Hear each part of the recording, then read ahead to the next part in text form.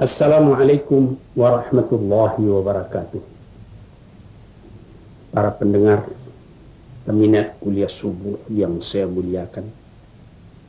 Hari ini hari Senin, biasa menjawab pertanyaan-pertanyaan kemukakan kepada anak anda Laila Asy'ari. Sudi kiranya membacakan pertanyaan-pertanyaan itu. Baiklah Buya, kita mulai dengan surat dari saudara Arni Jakarta. Pertanyaannya adalah, dapatkah innalillahi wa inna ilaihi raji'un diucapkan pada saat kita berpapasan dengan jenazah yang bukan orang Islam? Itu pertanyaannya Buya. Jawabnya, bisa saja, walaupun jenazah siapa yang kita lihat atau siapa yang diberitakan orang telah meninggal, kita ucapkan inna lillahi wa inna ilaihi raji'un. Karena artinya inna lillahi wa inna ilaihi raji'un, sesungguhnya kita ini semuanya datang dari Allah, dan kita semuanya akan kembali kepada Allah. Jadi dengan demikian, walaupun dia orang Islam atau dia orang Nasrani atau dia orang Yahudi atau orang tidak beragama, semua orang tidak beragama, semuanya datang dari Allah dan akan kembali kepada Allah. Jadi kalau saudara dengar ada seorang yang beragama lain, boleh, si anu sudah meninggal katanya, boleh kita ucapkan inna lillahi wa inna ilaihi raji'un. Tidak apa. Itulah jawabannya. Demikianlah saudara Arni Jakarta. Maka sekarang Buya, kita meningkat lagi surat dari saudara Rosihan Indrawanto, Kepu Selatan, Jakarta. Pertanyaannya ada 2 buah. Pertama-tama, mohon diterangkan bagaimana Islam menanggapi kesenian daerah yang berbau mistik, yang konon katanya terjadi pertukaran antara roh halus dengan roh kita. Bagaimana Islam menanggapi hal ini, Buya? Kemudian pertanyaan kedua, bagaimana pula dengan ilmu-ilmu magic? Mohon penjelasan dari Buya. Jadi yang pertama ditanyakan bagaimana tanggapan Islam tentang kesenian daerah yang berbau mistik, ya. Ya, Buya. Seperti dabus atau penerangga, Ponorogo yang konon katanya terjadi pertukaran antara roh halus dengan roh kita. Begitu.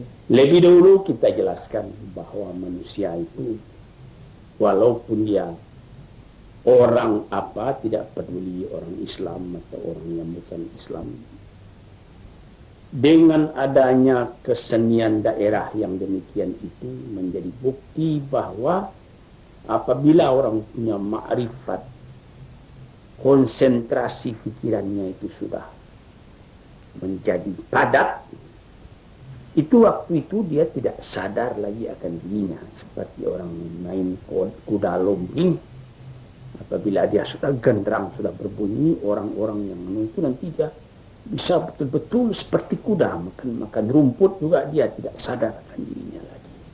Demikian juga orang main dabus, seperti di Pak Niah yang kita lihat itu di masjid di Banten atau di Istana Sultan Kanoman di Cirebon. Itu ada balok besar yang ujungnya itu besi keras, itu ditumbuhkan kepada badan orang tadi, tidak luka, tidak pecah. Itu dari ketubuhannya konsentrasi pikiran waktu itu. Jadi ini memang ada. Seperti juga orang di Topekong kita lihat itu ada api dinyalakan sampai lantas dalam kenyalaan api tadi orang berjalan di atas api, tidak sampai terbakar, tidak sampai hangus, jalan seperti biasa. Itu namanya kan keteguhan ma'rifat. Dia orang yang berjalan itu tidak sadar lagi akan dirinya. baik yang naik kuda lumping, baik yang ditusuk dengan besi itu, ataupun berjalan di atas bara itu, tidak sadar lagi akan dirinya. Kalau saudara akan dari segi menanyakan dari segi agama, perbuatan seperti itu apa namanya? Tentu ini termasuk kepada syair. Perbuatan syair itu mereka juga tidak mengakui bahwa itu sihir. Itu dari kekuatan ma'rifat. Nah, sekarang saudara menanyakan bagaimana menanggapinya hal yang demikian. Orang Islam tidak akan mengerjakan pekerjaan yang tidak ada faidahnya. Faidahnya itu apa? Seperti zaman dulu orang belajar tahan bedil. Ditembak itu tidak tembus. Tetapi kemudian setelah alat bedil itu ditukar dengan alat bedil yang baru, stenggan, benggan, ya jatuh, hancur dibikinnya. Jadi diambil dari segi agama, tidak ada faidahnya. Min husni islamil mar'i tarkuhu ma la ya'nihi, kata hadis. Orang Islam yang baik ialah yang meninggalkan barang yang tidak ada perlunya. Tidak ada faedahnya. Nah, inilah jawabannya. Tadi ada pertanyaan, dan bagaimana pula dengan ilmu magis? Juga seperti itu, ilmu sihir, mantra. Kalau kami di Padang, tujuh namanya. Ya, tujuh. Kalau di Jawa, nuju wong katanya. Menuju orang dengan mengkonsentrasikan pikiran, menganiaya orang. Ada yang namanya dengan pakai mantra itu. Pitundua. Tunduk. Barang siapa lawan aku datang, aku mengatakan kata Allah. La ilaha illallah. Pakai la ilaha illallah. Nah, lantas orang itu nanti tunduk. Tidak dapat lagi. Kadang-kadang baca ayat juga. Jangan min baini aidihim saddan wa min khalfihim saddan fa'aghshaynahum la yubsirun. Orang itu nanti tidak bisa melihat lagi. Sama sekali perbuatan itu, kalau kita pandang dari segi agama, apa faedahnya? Untuk apa? Nah, itu sudah termasuk sihir. Itu istidraj, kadang-kadang dikabulkan oleh Tuhan, tapi dikabulkan Tuhan itu bukan berarti bahwa barang itu boleh. Inilah jawabannya. Panjangnya. Nah, jadi untuk saudara Rosian Indrawanto, Kupu Selatan, demikianlah jawabannya tadi. Sekarang kita meningkat lagi surat yang ketiga, Bu ya. Surat ini datang dari saudara Nawadir M, Jalan Kimia 12 Jakarta. Pertanyaannya, apakah yang dimaksud dengan golongan Syiah itu dalam Islam? Dan bagaimanakah timbulnya golongan ini? Dan bagaimanakah pandangannya terhadap Al-Quran dan hadis? Syiah artinya, arti aslinya pengikut, atau juga dikatakan simpatisan. Ini dahulu ketika sesudah Nabi Muhammad SAW meninggal, beberapa tahun kemudian terjadi perselisihan di antara pengikut-pengikut khalifah-khalifah, yaitu ada golongan mengatakan bahwa yang patut menjadi khalifah kalau Nabi meninggal ialah Sayyidina Ali. Sebab beliau itu bukan dipilih tapi sudah ditentukan oleh Tuhan dengan sabda Nabi bahwa dialah yang akan jadi khalifah Nabi. Ini pendapat orang Syiah. Lalu jadi ini perkara kepercayaan politik namanya itu, karena sudah mengangkat khalifah ya, artinya kepala negara. Kemudian itu ada lagi yang lain namanya Khawarij, keluar. Arti Khawarij itu orang-orang yang keluar, tidak mau ikut Syiah, tidak mau pula ikut yang lain. Katanya yang berhak, yang pantas, yang betul mengerjakan jadi khalifah itu cuma Abu Bakar dan Umar. Yang lain tidak sah lagi, tidak betul katanya. Nah, ini namanya Khawarij. Yang ketiga yaitu golongan yang terbesar mengatakan khalifah itu 4, Abu Bakar, Umar, Utsman, Ali. Kita tidak membeda-bedakan. Fabi ayyihi muqtadaitum ihtadaitum. Yang mana saja khalifah yang 4 itu orang-orang mulia-mulia, mana saja kita contoh pun boleh. Sebab itu maka di dalam bacaan khutbah disebut di khutbah kedua Abi Bakri wa Umar Utsman wa Ali, katanya Kami percaya menjadi khalifah Abu Bakar, Utsman, Umar, Utsman dan Ali. Orang Syiah itu tidak mau, dia tidak mau mengakui khalifah Abu Bakar dan Umar dan Utsman. Yang khalifah berhak jadi khalifah cuma Ali dan Ali. Jadi inilah pangkal perselisihan. Adapun dalam agama, sembahyang sama-sama 5 waktu juga, puasa bulan Ramadan juga. Jadi yang prinsip Islam tidak ada berbeda antara kita dengan orang Syiah itu. Tapi kemudian setelah hebat pertentangan politik, sampai orang Syiah itu mengutuk kepada khalifah yang lain. Sampai nanti yang lain membela lagi begitu. Sekarang soal itu tidak ada lagi. Khalifah itu 1300 tahun yang telah lalu, sudah lama. Tapi tinggallah bekas-bekas pertentangan itu sampai sekarang ini. Maka pemimpin-pemimpin Islam seperti Said Mufti Palestin, Said Amin Al-Husaini, pernah mencari ikhtiar bagaimana perbedaan-perbedaan yang sudah lama itu tidak usah ditimbulkan lagi. Sekarang kita umat Islam bersatu. Nah itulah Syiah. Barangkali saudara tanyakan kini karena gerakan di Iran, barangkali saudara baca juga masih ada golongan seperti orang Turkmen atau orang Kurdistan. Dia bilang kami orang-orang Sunni, kami tak mau Syiah. Nah ini barangkali sudah kemasukan dari paham-paham lain untuk memecahkan orang Islam. Nah itulah saudara-saudara yang terhormat, arti Syiah pengikut atau simpatisan. Itulah jawabannya.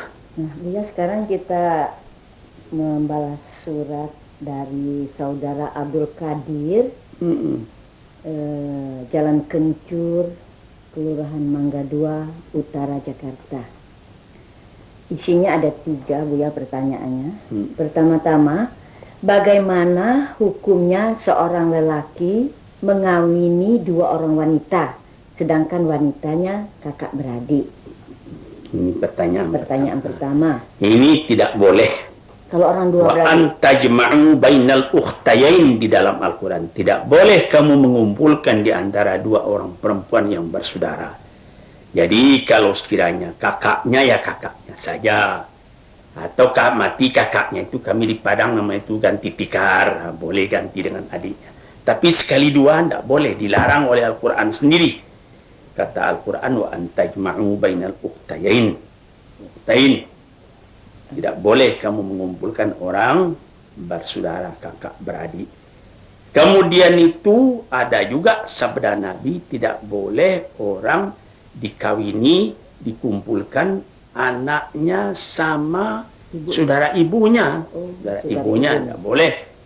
Nah, jadi kalau ibu sendiri itu kan muhrim itu memang sudah dengan sendirinya terlarang. Tapi misalnya dinikahi anak ini, dinikahi apanya itu munculnya katanya kami kadang itu adik ibunya, nah itu tidak boleh kecuali kalau bercerai nanti nikah lagi sesudah boleh, tapi tidak yang bersaudara itu tidak boleh. Ini sekarang pertanyaan kedua, Bu, ya. Pertanyaan kedua bunyinya begini. Bagaimana kalau kita memakan binatang yang hidupnya dalam 2 jenis, yaitu hidup di darat dan hidup di air? Ini pertanyaannya. Di dalam menjawab pertanyaan pada minggu yang telah lalu, saya sudah jawab juga itu ketika menanyakan orang makan kodok. Saya bilangkan, ada katanya ulama di tempat ini mengatakan haram kodok. Lala saya katakan tidak semua ulama mengatakan haram kodok, karena haram itu yang dikatakan haram itu pertama yang tersebut dalam Al-Quran yaitu babi, daging babi atau darah itu juga haram. Kemudian itu yang disembelih bukan karena Allah, nah itu haram. Kemudian itu binatang belagah dia sama dia mati, nah, itu juga bangkai namanya. Atau binatang jatuh dari bukit mati sampai di bawah itu haram juga itu. Atau binatang apa namanya tersangkut di pohon kayu tidak dapat mati situ, itu tidak boleh. Nah, adapun yang diterangkan Imam Syafi'i, saya katakan di minggu yang lalu itu dunabin binafain, yaitu burung yang mempunyai terkaman. Wadu minas siba. Binatang buas yang menerkam dengan jarinya seperti macan, kucing. Nah, itu dikatakan. Adapun seperti ranjunan, ada orang mengatakan kalau kepiting tidak boleh sebab itu hidup di dua itu khilafiyah itu, atau kodok, khilafiyah. Kalau Imam Malik agak ringan di beliau sedikit, itu tidak apa-apa. Tapi di Imam Syafi'i sendiri pun tidak ada katanya yang mengharamkan yang tegas itu perkara kodok atau lain-lain sebagainya itu. Itulah jawaban saya. Jadi adapun saya sendiri juga pernah mau pergi ke Eropa, dikasih kodok. Saya makan. Sebab menurut pendapat saya kodok itu bukan bersaing, bukan tapi karena tidak biasa meloyo perut saya. Hampir muntah. Jadi perkara boleh lain, perkara saya sendiri tidak makan itu lain perkara ya. Saya sendiri baru sekali itu makan kodok. Sekarang kita pertanyaan ketiga dari saudara Abdul Qadir ini, Bu ya. Bunyinya begini. Apakah boleh dinikahkan cucu sama cucu, Bu ya? Cucu sama cucu kalau dia satu mak satu bapak tentu tidak boleh. Tapi saya punya cucu, anak saya Fakhri namanya, anak saya Rusdi. Rusdi ada cucunya laki-laki, Fakhri ada anaknya laki-laki, si Rusdi. Fakhri ada pula anaknya perempuan. Ayahnya keduanya itu anak saya. Tapi anak dari Fakhri yang perempuan atau sebaliknya anak laki yang perempuan dari Rusdi itu anak boleh kawin. Boleh kawin. Yang lucu ini seperti Nabi Muhammad SAW sendiri. Dia kawinkan anaknya Siti Fatimah. Fatimah ini binti Muhammad, binti Abdul Muttalib. Binti Abdullah binti Abdul Muttalib. Nah, nanti dia kawinkan dengan Ali. Ali ini bin Abi Talib. Abi Talib ini bersaudara dengan Muhammad. Dikawinkannya oleh Muhammad anak perempuannya dengan Ali. Mamanya. Hah? Jadi mamanya. Iya, mamanya ya.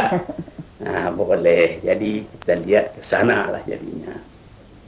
Sekarang Bu ya, surat keempat dari saudara Muhammad Anwar Salim, Jalan Anggrek Nelly Murni, Selipi, Jakarta. Iya.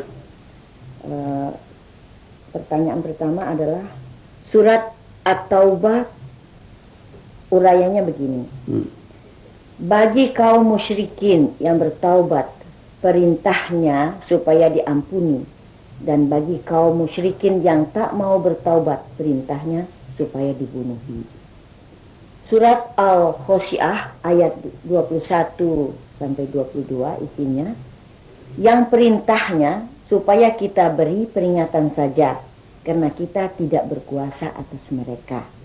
Yang akan kami tanyakan, kami jumpai pada hadis Sahih Bukhari jilid 2 tentang pembuatan pemasangan gambar-gambar yang bernyawa ancaman dan siksaan Tuhan pasti ada pada hari kiamat. Sedangkan kita juga perlu gambar-gambar suatu, misalnya untuk dokumen-dokumen yang perlu diabadikan, karena foto-foto itu termasuk gambar atau lukisan yang bernyawa. Bagaimana tentang hal ini, Bu ya? Memang ada hadis Nabi la'anallahul musawwirin, dikutuki Tuhan orang yang suka bikin gambar-gambar. Kenapa? Karena pada waktu itu gambar-gambar itu disembah orang menyembah patung-patung di tempat-tempat umum seperti yang kita lihat sekarang ini di sebelah negeri Buddha, itu patungnya sampai 30 meter tingginya. Nah, jadi karena takut melarang supaya jangan orang menyembah itu, maka diharamkan pada waktu segala gambar. Serupa juga dengan Nabi Muhammad pernah melarang orang ziarah kubur. kuntu nahaitukum an ziyaratil kuburi, kata Nabi. Saya larang keras kamu ziarah ke kubur. Tapi kemudian dia kata, ala fazuruha, pergilah ziarah kepadanya. Fa innaha tadhkiratul lil maut, karena ziarah ke kubur itu menambah ingat kita akan mati. Jadi sekarang orang bertanya, kenapa mulanya Nabi larang? Karena disembah orang kubur itu. Dia pergi minta-minta ke kubur itu, wahai Tuhan yang dalam kubur, tolong saya, ini musyrik. Tapi kalau sekadar pergi ziarah saja, nah, itu disuruh, assalamualaikum ala diyar minal mu'minin, hai orang yang dalam kubur ini selamatlah. Nah, kami juga akan pergi kemari nanti, cuma Tuhan dulu, kami kemudian, inilah isinya. Nah, begitu juga perkara gambar itu. Kalau membuat gambar, lalu disembah, seperti saya pergi melihat di Yogyakarta, itu patungnya Bapak Dirman. Bapak Dirman itu sama dengan saya, sama-sama orang Muhammadiyah. Kami tidak menyukai itu. Tetapi karena rakyat Indonesia itu bukan orang Muhammadiyah saja, Muhammadiyah itu cuma sedikit, maka ada orang yang mengantarkan pakai kembang-kembang, pakai kemenyan-kemenyan segala di kubur beliau itu. Bagaimana bisa melarang yang demikian itu? Nah, jadi maka kalau sekiranya gambar itu cuma akan dilihat saja, begini kemajuannya perkara foto sekarang ini, betul apa tidak? Itu tidak apa-apa. Tapi kalau sudah mau disembah, nah itu dikutuki Allah Ta'ala, itu sudah sama dengan membuat patung. Itulah halnya, maka dilarang. Jadi kalau dokumentasi mau apa itu, seperti orang yang mengharamkan itu sendiri, mau pergi ke Mekah, pakai paspor pakai gambar, bagaimana? Tidak bisa dia pergi ke Mekah kalau tidak boleh, haram gambar, tidak bisa. Jadi kemajuan dunia sekarang ini sudah menghendaki gambar. Jadi kita haramkan juga, mengharamkan kita sendiri saja yang haram. Padahal agama itu ada sebab dan musababnya. Al-hukmu yadurul ma'al illah. Suatu hukum melihat kepada sebab dan musabab. Jadi haram kalau maksud untuk menyembah. Tidak haram kalau cuma dokumen sebagai yang saudara tanyakan itu saja. Nah, sekarang pertanyaan keduanya Bu ya, dari saudara Muhammad Anwar Salim. Bagaimana kalau kita sedang penghasilan kita dari uang koneksi gambar tadi barangkali, apakah haram bagi kami selama kami makan uang hasil koneksi itu? Nanti lanjutannya barangkali Bu. Iya. Pertanyaan dari saudara Anwar Salim ini. Iya, ini itu kan susah juga menandakan. Misalnya satu orang mendapat hadiah dari atasannya atau dari orang lain. Hadiah tentu saja semata-mata hadiah diterima. Tapi kalau kita, kenapa saya diberinya hadiah begitu banyak? Nah, rupanya nanti tolonglah, saya minta tolonglah lain hari baru panggil gitu. Kita sendiri awas, biarlah kita dapat yang sedikit asal-asal halal daripada banyak tapi nanti bikin susah kita sendiri. Itu bergantung kepada kekuatan iman kita sendiri. Adapun koneksi ya macam-macam lah nama-namanya, itu ada dalam hati kita sendiri timbangan. Allah Ta'ala memberi kita hati yang dapat menimbang itu. Ya, itulah jawabannya. Itu saya rasa itulah jawaban lebih tepat dalam kehidupan masyarakat sebagai sekarang ini. Ya, Bu. Kita cukupkan hingga itu dulu. Kepada anak anda Laila Asy'ari, saya mengucapkan terima kasih dan mengharapkan lagi di kali-kali yang lain menolong saya. Assalamualaikum warahmatullahi wabarakatuh.